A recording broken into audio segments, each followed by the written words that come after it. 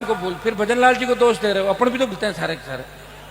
भजनलाल जी को क्या मुख्यमंत्री की कुर्सी मिल गई ना, ये बार बार एडजस्ट नहीं कर पा रहे।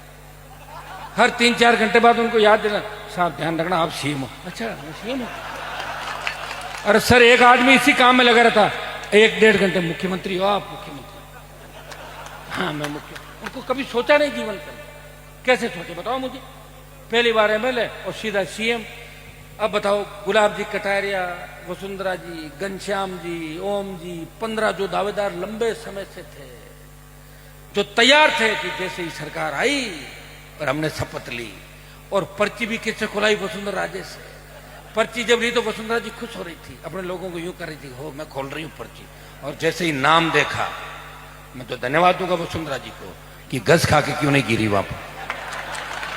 वैसे वसुंधरा की जगह अगर कोई और समझदार होता तो उस पर्ची को या तो खा जाता या अपना नाम बोल देता वसुंधरा राजे। क्या कर लेता कोई बताओ मुझे? कोई पर्ची चेक करता है क्या? किसकी हिम्मत थी जो वसुंधरा की पर्ची चेक कर ले? बताओ मुझे।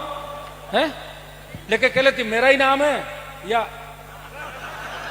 हमारे एक सरपंच साहब थे, चुनाव थे, पुरानी बात है, बच्चे थे उस समय, सुनते थे कि सरपंच साहब वोट खा गए।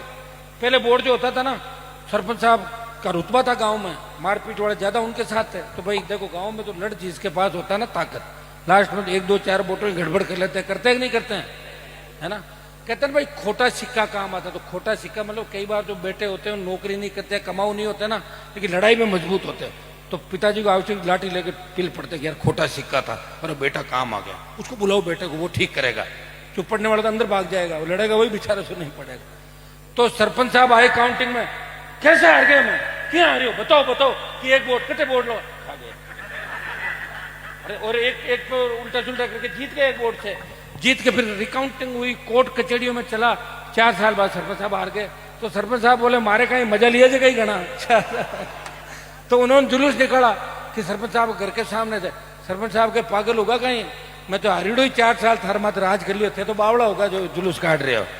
तो वोट तो वसुंधरा जी अगर चाहती तो उस समय कुछ कर सकती थी।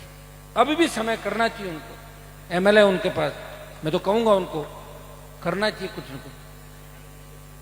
लेकिन जेल का डर बहुत लगता है, हर कोई जेल से डरता है कि कर तो लें लेकिन जेल हो जाएगी बाद में, पकड़ लेंगे, ये कर लेंगे, वो कर लेंगे। हमें तो डर नहीं लगता किसी का। मैं तो आया हूं तो आपके भरोसे आया हूं कि चित्तौड़ चलना है, इधर वार्ता करनी है। आधे घंटे का टाइम दे देते हैं, आधे घंटे बाद दोबारा बात कर लेंगे। 2 ही ऑप्शन हमारे पास है, या तो चित्तौड़ की तरफ अपन चलेंगे, चलना है ना सब लोगों को,